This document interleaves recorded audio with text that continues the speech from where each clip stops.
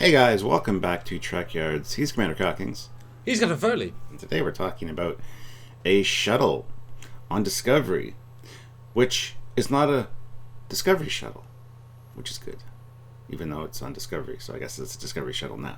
But they're also the only ones flying in Navarre, so it's just the unified spacecrafty shuttle design.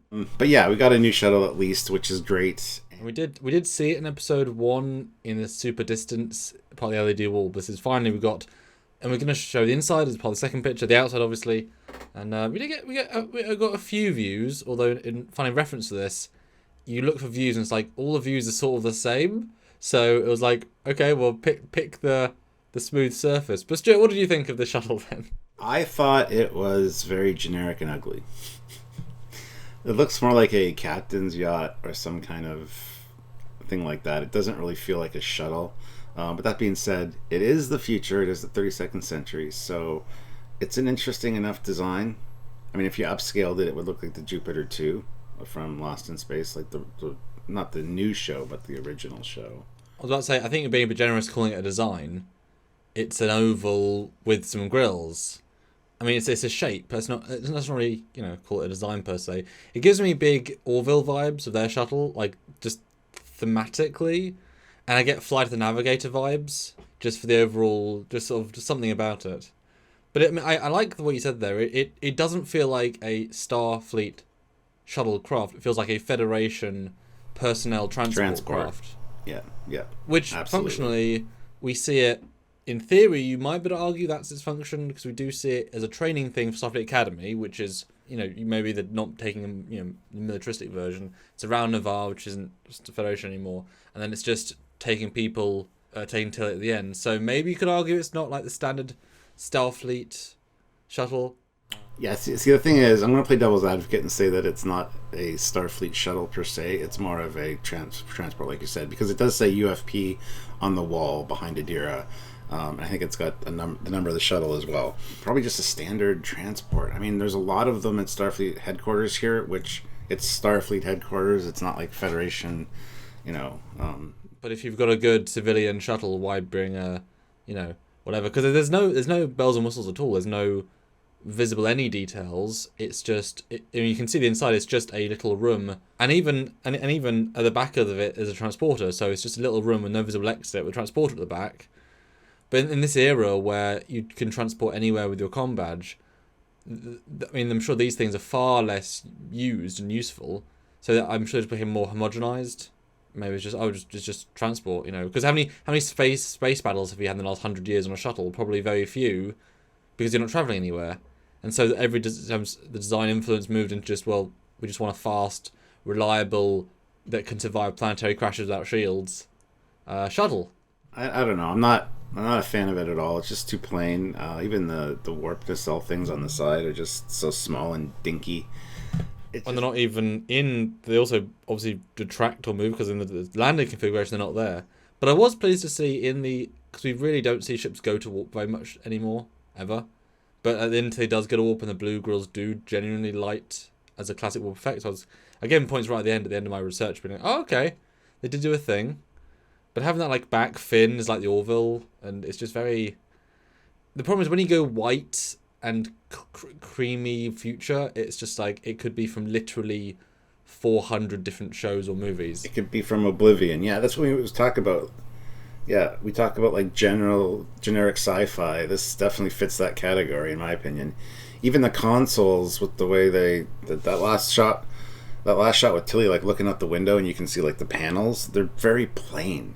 I mean, at one point she even, let's see where we are or whatever, and touches the console, and it's awful looking. It doesn't feel Star Trek at all. And I know they got rid of LCARS, kind of. I mean, they pull up a holographic display here and there, but it doesn't feel Star Trek, and that's really sad to me. So. Well, this interior, it definitely feels very consistent with the future design aesthetic. So I give them all credit for it. This looks right out of Starfleet Command, even so much as it's got that back transporter pad exactly as doing Starfleet Command. And so I like how consistent it is. I don't know why we didn't just see this in episode 2 for the random dude's ship, or the you could have easily altered this slightly to be another ship, it's very small, but creativity, whatever. They made a point of building an entire small set, and it's nice enough. It gives future vibes. At least they have the same controls as Book has. The kind of material, which then sort of has shapes, sort of doesn't, sort of has control, sort of doesn't, has holograms, sort of doesn't. So it's all pretty consistent. Just nothing says Star Trek. Even the chairs are just generic. Except the logo that says Star Trek. Chairs. Except the logo. But yeah. Wow. I'm happy to see a new shuttle. Don't get me wrong. Like, I'm glad they actually designed one and not using still disco shuttles, because the voiceover when you first see it, incoming shuttle from Discovery or whatever they say, I'm like, oh, okay. And then you see this thing, it's like, okay, that's cool. At least shuttles have been upgraded in Discovery, on Discovery anyway, as they should be. Because if they were still using their old shuttle tech, I'd be really annoyed. So that said, if you go up to the last picture, the CGI artists forgot to swap out the work bees. They've still got the 900-year-old design work bees, which shouldn't be there. That's just a mistake. Slight awkwardness there, but they just use a scene assembly for their shuttle bay. So they just hadn't swapped them out yet. Just orcs. But the interior is fine. I mean, it's as plain as you can get, pretty much. It has no identity except Orville, honestly. But glad they did it, and glad it's a warp thing. But yeah, like even just having like detached nacelles that look very like weirdly close to like Type 6 on the bottom would really help. Then maybe like go close in when it lands, then come out a bit, and then go up, and like that would have, I think, added like a nice chunky nacelle maybe. At least a lot of people would be happy that the nacelles don't detach, just and float like two meters away from the ship. I mean, they might might be detached. I don't know if they are together. Yeah, that's what I mean. They're not sticking far enough that you can notice, is what I'm saying. Yeah. Okay. Now, no, like seriously, when I look at that first picture of it in the hangar bay there, it gives me Cousteau vibes, like the captain's yacht from the Galaxy class. That's exactly what it looks like. Kind of like a UFO inspired design. Yep. So it definitely feels more like a skiff or a yacht, or a transport than a shuttle. It's even got a captain's chair in the middle of it. It doesn't feel very shuttle-y to me. So I don't know. Maybe we'll see different kinds of shuttles, but yeah, the mega future.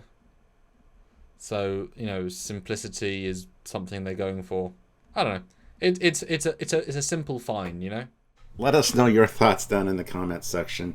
We always love hearing from you guys, and if you could join our lives, we'd really appreciate that as well. We do a lot of discussions and breakdowns and things like this, and we love interacting with you guys in real time. So notify yourself with the notification bell icon, subscribe to the channel, and just check out more Trekyards.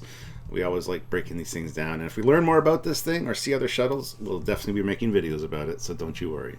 And it was nice to see someone be focused on so much. And if you want to focus on what we do, then do tune in.